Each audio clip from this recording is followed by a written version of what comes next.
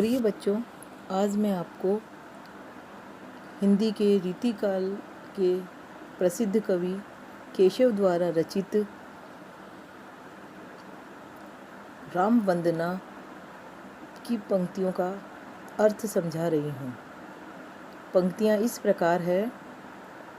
पूर्ण पुराण अरु पुरुष पुराण, परिपूर्ण बतावे न बतावे और उक्ति को, दर्शन देत जिन्हें दर्शन सुमझे न, नेति नेति कहे वेद छाड़ी भेद जुक्ति को, जानी यह केशो दास, अनुदित राम राम रटत, रहत न डरत पुनरुक्ति को, रूप देहि अनिमाही, गुण देहि गरिमाही, नाम देहि महिमाही, भक्ति देहि मुक्ति को।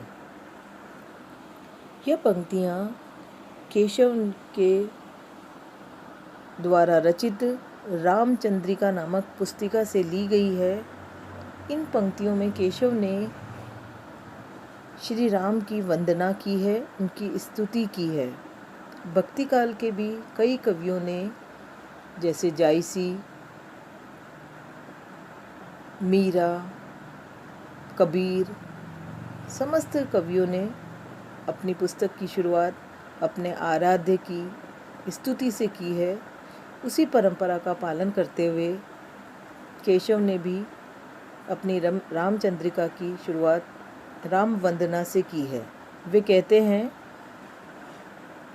पूर्ण पुराण, पुराणों में जिसे पूर्ण कहा गया है, अरु पुरुष पुराण, और पुरुषों में भी जिसे पूर्ण कहा गया है। इनके अलावा श्री राम के लिए कोई और उक्ति का कहीं पर भी प्रयोग नहीं किया गया है। पूर्ण पुराण अरु पुरुष पुराण, परिपूर्ण बतावे न बतावे और उक्ति को, अर्थात समस्त जगत और पुराणों में भी श्री राम के लिए एक ही उक्ति, एक ही पंक्ति प्रयोग में की जा सकती है या की जाती रही है। वह यह है कि आज तक के इतिहास में अगर इस धरती पर कोई पूर्ण पुरुष, मर्यादित पुरुष हुआ है तो वह है श्री राम। दूसरी पंक्ति देखिए, दर्शन देत जिन्हें दर्शन सुमझे न। जिस श्री राम की महिमा को दर्शन शास्त्र भी नहीं समझ सका, वह इतने सहज है कि थोड़ी सी भक्ति से ही प्रसन्न होकर स्वयं दर्शन दे देते हैं। नेति नेति कहे वेद छाड़ी भेद उक्ति को। जिस श्री राम की को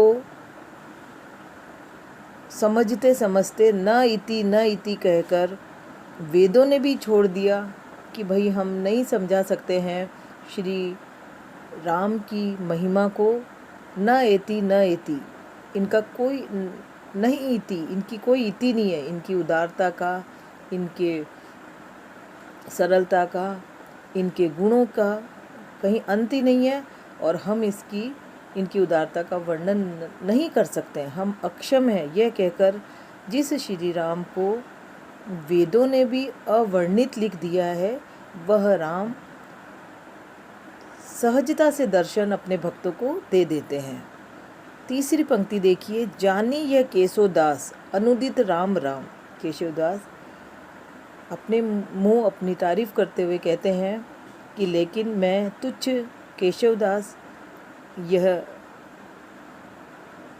श्री राम की उदारता, उनके गुणों को जान गया हूँ और इसीलिए मैं निरंतर राम राम का नाम जपता रहता हूँ। सभी कहते हैं कि पुनरुक्ति दोषमय होती है। किसी चीज़ की बार बार आवृत्ति करते हैं तो वह दोष युक्त हो जाती है, लेकिन वह कहते हैं कि राम के नाम को रटने में, बार बार रटने में मुझे कोई दोष नहीं लगता, मैं इसमें कोई दोष नहीं मानता हूँ। रूप, क्योंकि रूप देहि अनिमाही, क्योंकि श्री राम के दर्शन अणिमा नामक सिद्धि को प्रदान करते हैं।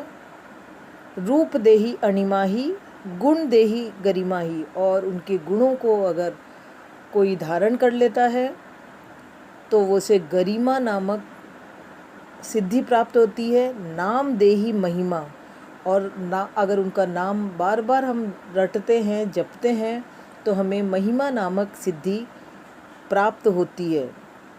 और भक्ति देही मुक्ति को, और अगर जो श्री राम की भक्ति करता है उसे मुक्ति नामक सिद्धि प्राप्त होती है।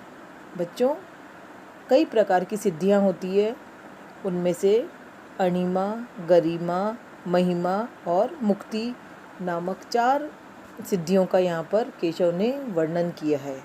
इस प्रकार केशव ने श्री राम की स्तुति की है, उनके गुणों का बखान किया है इन पंक्तियों में, और ये बताया है कि राम इस संसार में आज तक के पुरुषों में सर्वश्रेष्ठ है, और जिनके नाम स्मरण दर्शन मात्र से संसार के सारे दुख दूर हो जाते हैं। विशेष इन पंक्तियों में केशव ने राम की वंदना की है, रस श्रृंगार रस का प्रयोग किया है। श्रृंगार रस के स्थायी भाव का नाम है रति। शब्द गुण इसमें प्रसाद और माधुर्य है। शब्द शक्ति अभिधा और लक्षणा है। अलंकार इसमें अनुप्रास, श्लेष आदि है। केशव की तरह बिहारी ने भी अपने बिहारी ससई की शुरुआत अपने इष्ट की आराधना से की है, जैसे मेरी भव बाधा हरो राधा नागरी सोए। इस प्रकार केशव की व्याख्या पूर्ण होती है। धन्यवाद।